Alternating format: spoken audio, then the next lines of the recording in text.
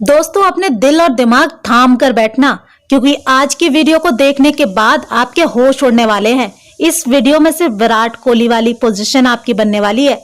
किस प्रकार एक कुख्यात चोर उचक्के लुटेरे व्यक्ति को आज आप पूजते हैं, वो आपका भगवान बन गया है, जिसका बाप कभी दूसरे इंसानों को मार काट करके उनकी धन संपत्ति लूट कर भाग जाता था, जिसकी कहानी 19वीं सदी में शुरू हुई और 20वीं सदी में उसे किस प्रकार हमारे आराध्य देवों के बगल में घुसकर बैठने का सौभाग्य प्राप्त करा दिया गया।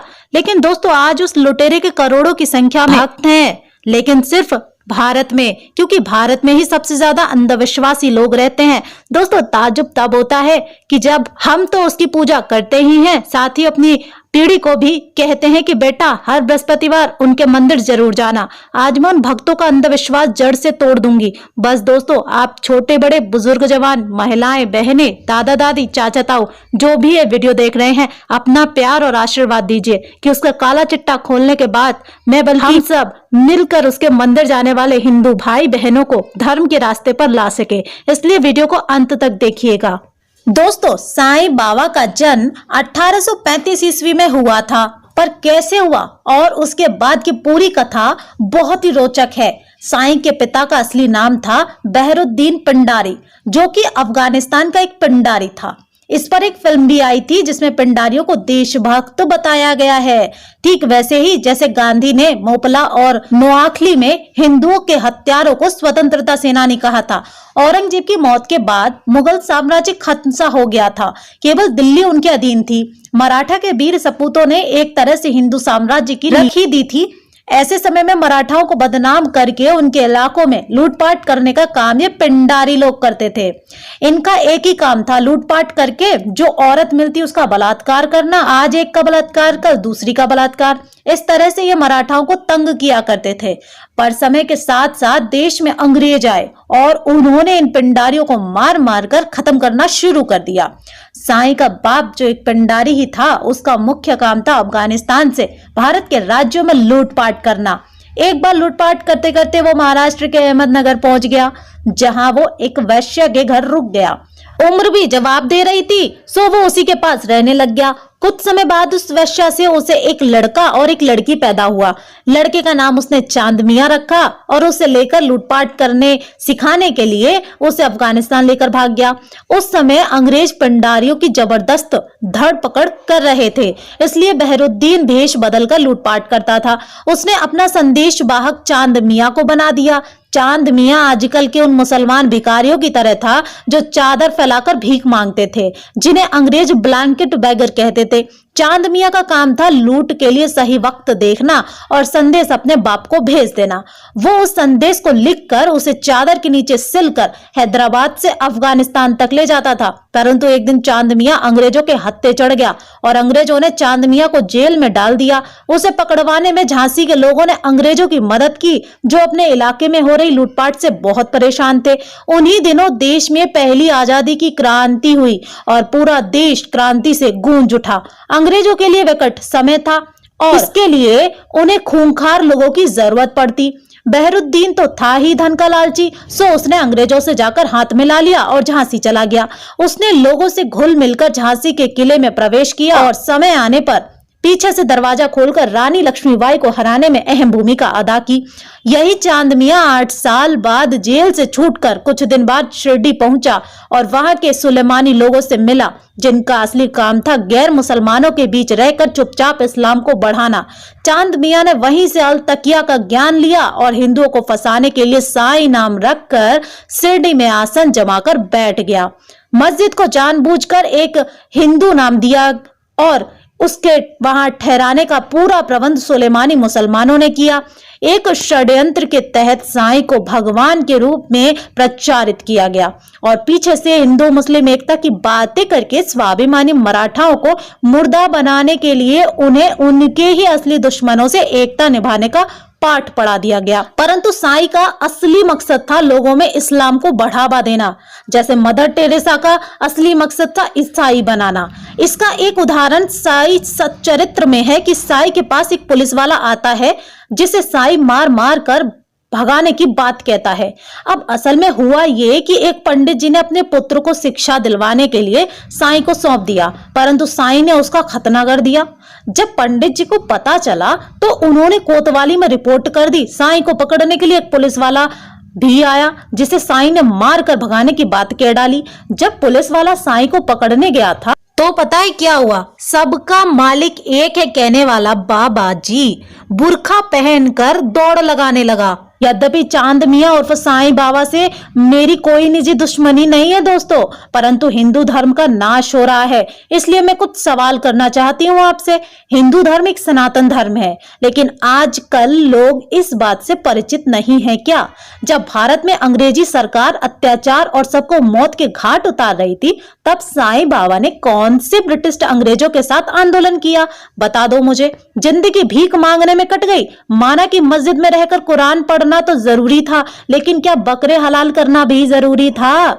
सब पाखंड है, लोगों को मूर्ख बनाकर पैसा कमाने का जरिया है। ऐसा कौन सा दुख है कि जिसे भगवान दूर नहीं कर सकते? श्रीमद् भगवत गीता में लिखा है कि शमशान और समाधि की पूजा करने वाले मनुष्य राक्षस योनि को प्राप्त होते हैं। ध्यान से सुनिए, राक्षस योनि में प्राप्त होते हैं। फिर आप इस बाबा को क्यों पूजते हैं? साईं जैसे पाखंडी की आज इतनी ज्यादा सेल्स मार्केटिंग हो गई है कि हमारे हिंदू भाई बहन आज अपने मूल धर्म से अलग होकर साईं मुल्ले की पूजा करने में लगे हुए हैं। आज लगभग हर मंदिर में इस जिहादी ने कब्जा कर लिया है। हनुमान जी ने हमेशा सीताराम कहा और आज के मूर्ख हिंदू हनुमान जी का अपमान करते हुए सीताराम की जगह साईं राम कहने लग गए हैं। बड़ी शर्म की बात है। आज जिसकी मार्केटिंग ज्यादा उसी की पूजा हो रही है। इसीलिए कृष्ण भगवान ने कहा था कि कलयुग में इंसान पथ और धर्म दोनों से भ्रष्ट हो जाएगा। 100 में से 99 को नहीं पता कि साईं कौन था, इसने कौन सी किताब लिखी, क्या उपदेश दिए, पर फिर भी भगवान बनाकर बैठे हुए हैं। साईं के माँ बाप का सही सही पता नहीं है, पर मूर्खों को ये पता है कि किस किस के अवतार हैं। अंग्रेजों के जमाने में एक महामारी फैली, सैकड़ों की तादाद में लोग मरने लगे, परंतु मूर्खों के साईं बाबा ने भुखमरी में किसी की भी मदद नहीं की थी। इसके रहते भारत गुलाम बना रहा, परंतु इन महाशय को कोई खबर ही नहीं थी। शिरडी से कभी बाहर ही नहीं निकला, पर पूरे देश में अचानक इसकी मौत के 100 साल बाद इसके मंदिर कुकुर मुत्ते की तरह बनने लगे। चालीसा हनुमान जी की हुआ करती थी, लेकिन आज साईं चालीसा भी होने लगी। राम कभी सीता के हुआ करते थे, आज साईं के राम हो गए। श्याम राधा के थे, आज वो भी साईं ने छीन लिए। बृहस्पति दिन विष्णु भगवान का होता था, आज साईं का मनाया जाने लगा। भगवान की मूर्ति मंदिरों में छोटी हो गई और साईं विशाल मूर्ति में हो गया। प्राचीन हनुमान मंदिर दान को तरस गए और साईं मंदिरों के तहखाने तक भर गए। मूर्ख हिंदुओं, अगर दुनिया में सच में कलयुग के बाद भगवान ने इंसाफ किया तो याद रखना, मुंह छुपाने के लिए और अपनी मूर्ख बुद्धि पर तरस खाने के लिए कहीं भी शरण ना मिल पाएगी तुमको। इसलिए हमारे भगवानों की तुलना मुल्ले साईं से करके पाप मत करो। इस वीडियो को देखने के बाद भी अगर समझ में ना आए ना, तो अपना खतना करवा के कटुए बन जाओ, नहीं तो ज्यादा से ज्यादा उन सोए हुए लोगों में भी वीडियो शेयर कर दो जिन्हें नहीं पता साईं बाबा का असली इतिहास। अब साईं की मृत्यु के बाद ये कैसे इतना ऊपर आया वो भी देख लेते हैं। दशकों तक साईं का कहीं पर भी कोई नाम नहीं लेता था। हो सकता है कि मात्र थोड़ी दूर तक लोग जानते होंगे, परंतु अब कुछ 30 या 40 सालों में उसकी उपस्थिति आम बात हो गई है और लोगों की आस्था का पारा अचानक से उबाल मारने लगा है। अच्छा, मैं एक बात पूछती हूँ, आप किसी भी 60 या 70 साल के व्यक्ति से पूछ लीजिए कि उसने साईं बाबा का नाम पहली बार अपने जीवन में कब सुना था। निश्चित ही वो कहेगा कि उसने पहले कभी नहीं सुना था। कोई 90 या कोई 80 के दशक में ही सुना हुआ कहेगा। इतना जल्दी इतना बड़ा भगवान कैसे बन गया? हाँ, एक बात और, हिंदुओं के भगवान बनने के पहले इसके चेले चपाटों ने इसे कुछ इस प्रकार से पेश किया था जैसे कि सभी धर्मों का मात्र यही एक नियंता हो। हिंदू, मुस्लिम, सिख, ईसाई सभी का इष्ट यही था। और इसे पेश किसने किया? जरा ये भी समझिए, 70-80 के दशक में जो फिल्में बनती थी या गाने होते थे उसमें या तो हिंदुओं के भगवान या फिर मुस्लिमों के अल्लाह का जिक्र होता था। भगवान वाला सीन कटुओं को स्वीकार नहीं था और अल्लाह वाला हिंदुओं को पसंद नहीं था, पर नायक को अलौकिक शक्ति देने के लिए इनका सीन डालना भी बहुत जरूरी था। क्या किया जाता? तो ये कटुए फिल्मी भांड महबूब खान, नौशाद, जावेद अख्तर, सलीम खान आदि जैसे निर्देशक की सोच थी कि किसी ऐसे व्यक्ति को अलौकिक शक्ति से लेस करके दिखाया जाए ताकि किसी भी धर्म के लोगों का विरोध ना झेलना पड़े और वे अपनी फिल्म को सफल भी बना ले और करोड़ों में भी कमा ले। ऐसा ही कुछ उनके दिमाग में आया और अचानक से उनके दिमाग की बत्ती जल गई जब किसी ने साईं का नाम सुना दिया। यूरेका यूरेका कहते हुए वे उछल पड़े। इस नए भगवान का सफल परीक्षण उस ऐतिहासिक दिन को किया गया जो साईं भक्तों के लिए एक पवित्र दिन से कम नहीं है।